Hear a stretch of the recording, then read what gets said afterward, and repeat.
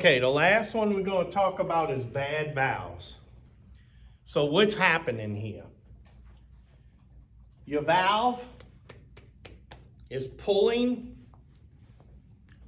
sucking out of the low side and compressing into a high pressure gas into this side. But what if they're not working right? Well, if the low side's not seating right, it'll pull the gas in, and as it's coming down for the upstroke, it'll push it back in the suction line and recompress it. So guess what happens to the suction line? The low side pressure gets high. The discharge side is getting less gas because it keeps going back into the low side. The discharge is getting less gas. So you have a loss of compression. Head pressure goes down. Normally, if you have a very high suction and a low head, the valves are bad. It's over with. Notice out of all those symptoms I showed you, the condition where we had this is here. So if that's on your test and it shows you got a low head pressure and a high low side and a low head pressure, that's what you're going to have. Of course, you have less heated, more liquid, so this will go up. Your subcoolant should go up. Now, what's your superheat going to do?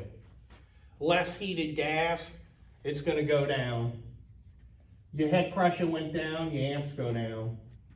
And what's going to go on with your delta T? It's going to get warmer, it's going to go down. But this is what I want you to see.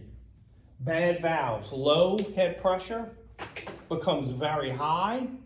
The high head pressure becomes very low.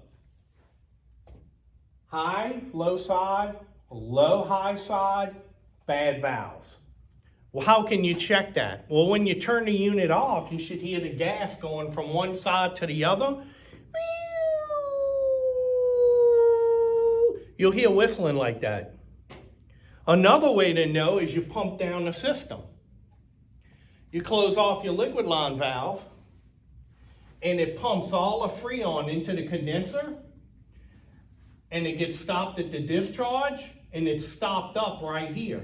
But if your low side now should read 0, because you pumped all the Freon in the pump down here. Well, if the low side starts going back up, bad valves. That's another way to tell. All right, so we went through a bunch of symptoms. What did we go through here? Dirty condenser, low airflow condenser, overcharge, restriction severe and mild, an overcharge with a restriction, low side, airflow, low side charge, and a compressor with weak or bad valves. So there are the main symptoms that you can have for these systems.